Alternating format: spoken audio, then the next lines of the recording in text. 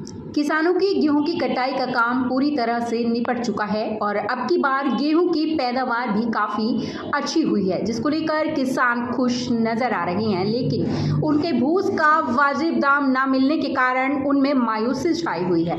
जितना किसानों का भूस बनाने पर खर्च हो रहा है, उतना ही उन्हें भूस का दाम मिल रहा है, जिसके चलते अब की बार किसानों ने केवल अपने पशुओं के लिए ही भूस बनाया है। किसी भी किसान ने इस साल भूस बनाकर स्टॉक नहीं किया, जिस कारण बड़ी मात्रा में खेतों में धान की तर्ज पर गेहूं के फाने किसानों के खेतों में खड़े हैं, जिनमें किसी भी समय आग लग सकती है। हालांकि इन फानों को ठिकाने लगाने के लिए कड़ी मशक्कत करनी पड़ेगी, जिसके लिए किसान सरकार से मदद भी मांग रहे हैं। दूसरी तरफ प्रशासन को इस बात का डर सता रहा है कि कहीं किसान पराली की तरह गेहूं के फानों में भी आग ना लगा दे। इसको लेकर प्रशासन पूरे अलर्ट पर है। प्रशासन द्वारा कई टीमें गठित की गई हैं ताकि किसानों को आग लगाने से रोका जा सके। सारी तो 40-45 ट्रैली बनाते थे, अब तो बस 8-10 ट्रैली बनाई। पहले नहीं बिके जी, ना रेट था ना कुछ था, इसलिए तो कम ही बना रहे जी। क्या करोगे?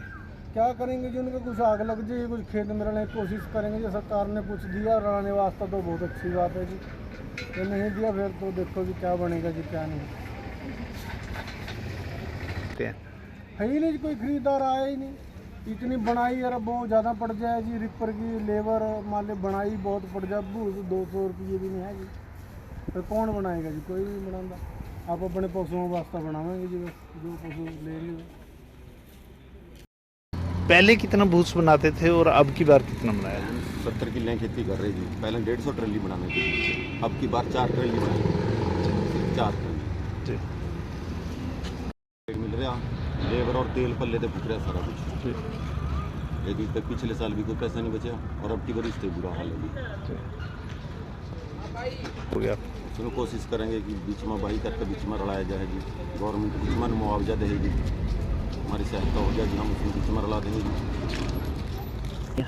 अभी तो कोई विचार नहीं है, गवर्नमेंट हमारी सहायता करेगी तो अब क्यों लगाएंगे?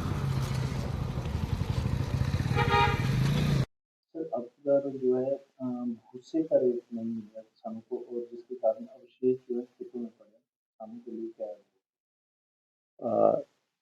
लगभग हमारा जैसे इस बार पैदावार किसानों की काफ़ी अच्छी रही है। 24-25-26 क्विंटल तक किसानों का पैदावार जा रही है गेहूँ की। उसी हिसाब से जैसे गेहूँ अच्छी निकली है तो भूसा भी काफ़ी किसानों का बढ़ा है, लेकिन भूसे का रेट मार्केट में नहीं है, 260 से 300 रुपये क्विंटल है। तो मोस्टली किसान ये कर सकते हैं कि फसल अवशेष में आग लगा सकते हैं। तो फसल अवशेष में किसान भाई आग न लगाएं। अभी उनकी अगली फसल जो जीरी की लगेगी या धान की लगेगी, उसके लिए 2 महीने हैं, 15 जून के बाद हम ट्रांसप्लांटिंग करते हैं। तो इनके अवशेषों को खेत में ही मिला के इसका हम प्रबंधन कर सकते हैं।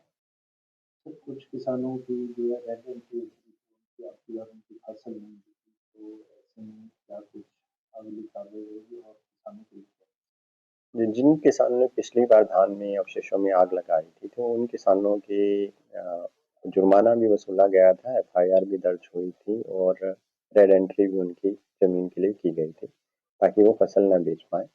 और अब उन किसानों को जिन्होंने पिछले अवशेष में आग लगाई थी, उनको अब दिक्कत आ रही है, उनकी गेहूं की फसल नहीं बिक रही। इस बारे में हमारे पास किसानों ने संपर्क किया है और हमने भी लिखा है ऊपर कि इनको मैनेज किया जाए। कुछ किसानों की कम फसल लगी थी, लेकिन उनकी सारी ही रेड एंट्री की वजह से सब फसल रोक दी गई है, बिक्री के लिए नहीं खरीदी जा रही। और इस बार भी पेनेटिव एक्शन रहेगा इसी तरह। यदि कोई किसान भाई गेहूं के अवशेषों में आग लगाता है तो उस किसान के खिलाफ जुर्माना भी वसूला जाएगा, एफआईआर भी होगी और रेड एंट्री भी होगी और उसके आगे भी फसल बेचने में दिक्कत आएगी। आम फसल अवशेष ना गिराए उसके लिए किस तरह की तैयारी? विभाग द्वारा ब्लॉक लेवल पे, विलेज लेवल पे और सब डिवीजन लेवल पे कमेटियां डीसी साहब द्वारा बना दी गई हैं, उसमें पुलिस प्रशासन भी साथ है।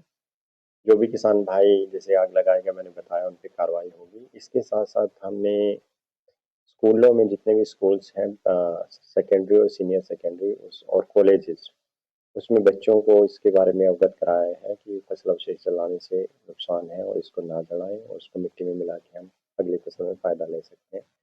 तीसरा हमारा विलेज लेवल पे जो हमारे स्टाफ है वो क्रॉप कटिंग के साथ साथ अभी जो खेतों में जा रहा है, किसानों के पास जा रहा है और उसके बारे में फसल अवशेष प्रबंधन के बारे में किसानों को जागरूक कर रहा है विलेज लेवल।